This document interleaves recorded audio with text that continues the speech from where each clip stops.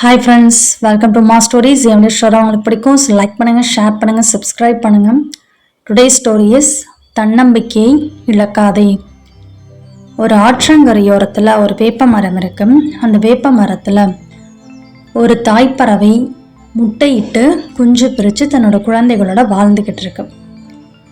அப்போ ஒரு நாள் பலத்த காற்றோட அடைமழை பெய்யுது. ஸோ அந்த ஆற்றில் வெள்ளம் கரை புரண்டு ஓடிக்கிட்டு இருக்கு. அப்போ அந்த குஞ்சுகளுக்கெல்லாம் பயம் ஏற்பட்டுருச்சு. நம்ம சாக போகிறோம், நம்ம இந்த ஆற்றில் விழுக போகிறோம், வெள்ளம் கரை புரண்டு ஓடுது, கூடும் சேதம் அடைஞ்சிருச்சு, நம்ம அம்மாவை நம்மளை காப்பாற்ற முடியாது அப்படின்னு சொல்லிட்டு அதோடைய அம்மா கிட்ட சொல்லுது. அம்மா நீங்கள் தப்பிச்சு போயிடுங்க, அவங்களால தான் பறக்க முடியுமே, எங்களால் பறக்கவும் முடியாது, இந்த மழையில் நீங்கள் எங்களை தூக்கிட்டு போக முடியாது, நீங்கள் போங்கம்மா, எங்களை கடவுள் பார்த்துக்குவாரு அப்படின்னு சொல்லுது.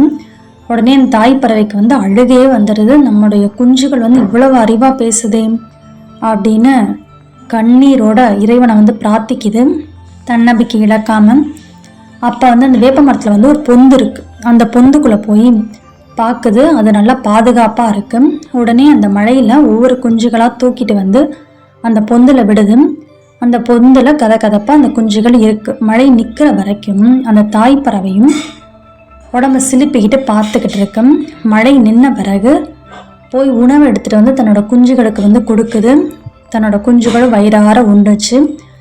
பிறகு கூடுகட்டுறதுக்கு தேவையான குச்சிகள்லாம் எடுத்துகிட்டு ஒரு சிறப்பான ஒரு ஸ்ட்ராங்கான கூடை கட்டி முடிக்குது. அதன் பிறகு அந்த குஞ்சுகளை அந்த கூட்டுக்கு எடுத்துகிட்டு விடுது. அப்போ ஒவ்வொரு குஞ்சும் தன்னோட தாயை அப்ரிஷியேட் பண்ணிக்கிட்டு இருக்கு. அம்மானா அம்மா தான், எப்படியும் நம்மளை காப்பாற்றிட்டாங்களே, அது மட்டும் இல்லாமல் வயிறார சாப்பாடும் கொடுத்தாங்களே, இன்னொரு குஞ்சு சொல்லுது நம்மளுக்கு கூடும் சிறப்பாக கட்டி முடிச்சுட்டாங்களே அப்படின்னு சொல்லுது. உடனே இந்த தாய் பறவை சொல்லுது, இது மாதிரி தான் லைஃப்பில் நிறைய இக்கட்டான சூழ்நிலைகள் வரும், அதை நம்ம ஸ்ட்ராங்காக தன்னம்பிக்கையோடு நம்ம ஃபேஸ் பண்ணணும். அப்படி ஃபேஸ் பண்ணோம்னா நமக்கு இறைவனே உதவி பண்ணுவாங்க அப்படின்னு தாய்ப்பறவை தன்னுடைய குஞ்சுகளுக்கு சொல்லுது. அதன் பிறகு தாய்ப்பறவை குஞ்சுகளோட கொஞ்சு குழாவி விளையாண்டுக்கிட்டு இருக்கு. ஸோ ஃபைனலி நம்மளுக்கும் லைஃப்பில் நிறைய டிஃபிகல்ட்டிஸை ஃபேஸ் பண்ணுற மாதிரி வரும்.